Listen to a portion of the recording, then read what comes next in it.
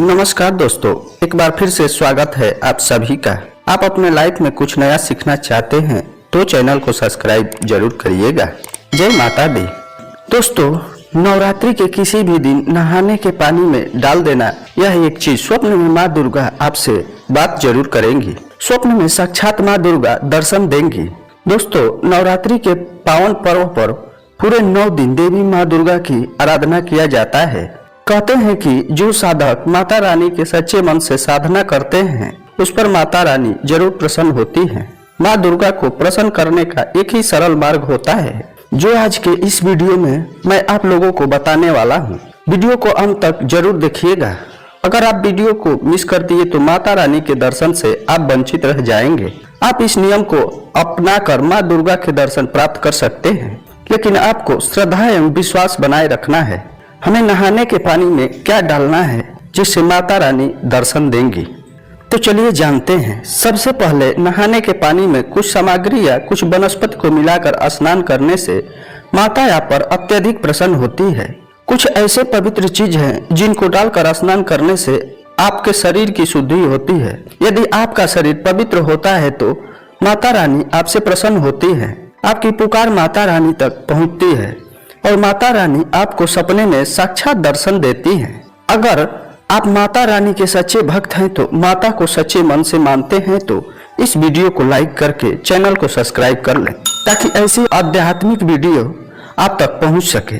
पहली बात है, माता का आगमन उस घर में होता है जहां पर साफ सफाई का विशेष रूप से ध्यान रखा जाता है। जो लोग गंदगी फैलाकर रखते हैं, गंदगी में रहते हैं, माता दुर्गा उन पर कभी भी कृपा नहीं करती है। माता दुर्गा की कृपा प्राप्त करना चाहते हैं तो साफ सफाई का विशेष ध्यान रखें।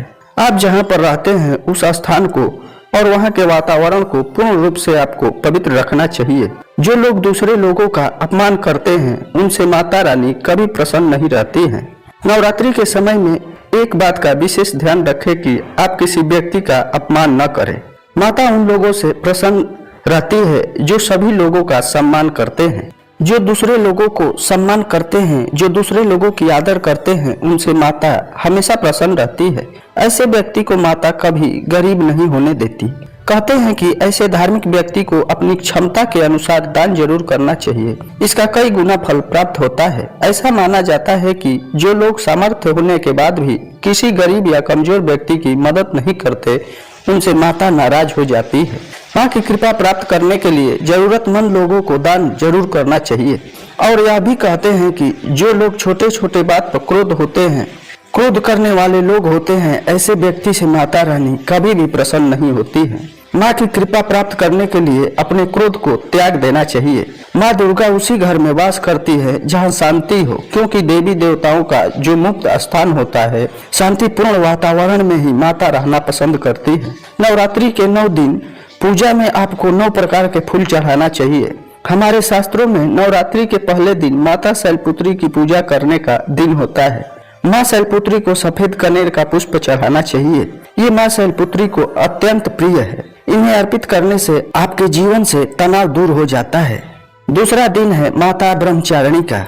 इस दिन पूजा पाठ करने से बुद्धि और ज्ञान में वृद्धि होती है, व्यवसाय में भी तरक्की मिलती है। नवरात्रि के तीसरे दिन देवी चंद्रघंटा की पूजा होता है। इस दिन शंख पुष्पी के फूल चढ़ाए जाते हैं। इससे आर्थिक स्थिति मजबूत होती है। अगर आपके जीवन में पैसे का अभाव है वो भी नष्ट हो जाता है। नवरात्रि का चौथा दिन माँ कुष्मांडा का दिन होता है। इस दिन माँ कुष्मांडा को पीले लाल रंग के फूल चढ़ाते हैं, जैसे कि कमल के पुष्प, गुड़हल का पुष्प। देवी कुष्मांडा को यह समर्पित कर सकते हैं। इससे माँ प्रसन्न होकर अपने भक्तों को बेहतर स्वास्थ्य का वरदान प्रदान करती है और आपसे हमेशा बीमारी भी कोसों दूर रहती है। नवरात्रि के 5वें दिन स्कंद माता को समर्पित है।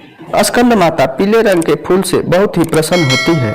स्कंद माता को सफेद फूल चढ़ाने से भी बहुत प्रसन्न होती है और ऐसा मानता है कि इससे प्रसन्न होकर माता संतान सुख प्रदान करती है। घर में खुशहाली आती है। नवरात्रि के 6वें दिन माँ कात्यायनी का पूजा पाठ करने का दिन होता है। माँ कात्यायनी को पूजा करने में इनके बेर के पेड़ के पुष्प चढ़ाया जाता है। माँ कात्यायनी को पूजा करने के लिए बेर के पेड़ का पुष्प चढ़ाया जाता है। इससे देवी अधिक प्रसन्न होती है और जातक को शीघ्र विवाह का वरदान देती है।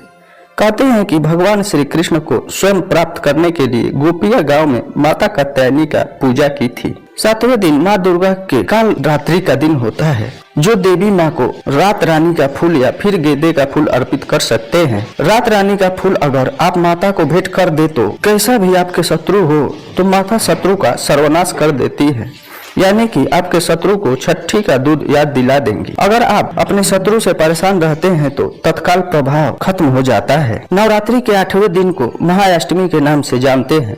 यह दिन माता महागौरी को समर्पित होता है। महागौरी की पूजन में मूंगफली का फूल का प्रयोग किया जाता है। इससे वैवाहिक जीवन में मिठास आती है, परिवार में एकता बढ़ता है, जन्नत धन की प्राप्ति होती है, जीवन में सारी परेशानियां दूर होती है। किसी भी प्रकार का अगर आपको शारीरिक परेशानी है तुरंत समाप्त हो जाती है। नवरात्रि के 9वें दिन महानवमी होता है। इस दिन माता सिद्धिदात्री की पूजा की जाती है। माता सिद्धिदात्री को चंपा या गुड़हल के फूल से पूजा करना चाहिए, इससे भक्तों को सुख की प्राप्ति होती है। पहले कहते हैं कि इस दिन सभी प्रकार के सिद्धि की प्राप्ति होती है और सभी प्रकार की मनोकामना पूर्ति होती है। इस प्रकार से हमें सच्चे श्रद्धा से माता का पूजा करने से माता रानी आपको स्वप्न में दर्शन देंगी।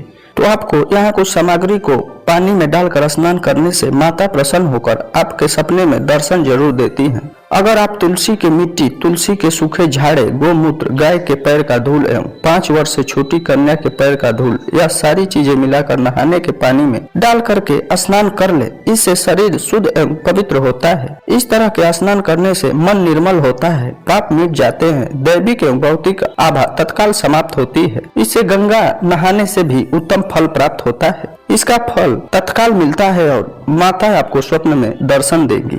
तो दोस्तों, ये थे वो कुछ उपाय जो हमारे शास्त्रों में बताए गए हैं। उम्मीद करते हैं कि यह जानकारी आपको अच्छी लगी होगी। अगर यह जानकारी आपको अच्छी लगी है तो आप वीडियो को लाइक करें और चैनल को सब्सक्राइब करके कमेंट बॉक्स में जय माता दी अवश्य लिखें। आप सभी का धन्यवाद। Thanks for watching my video.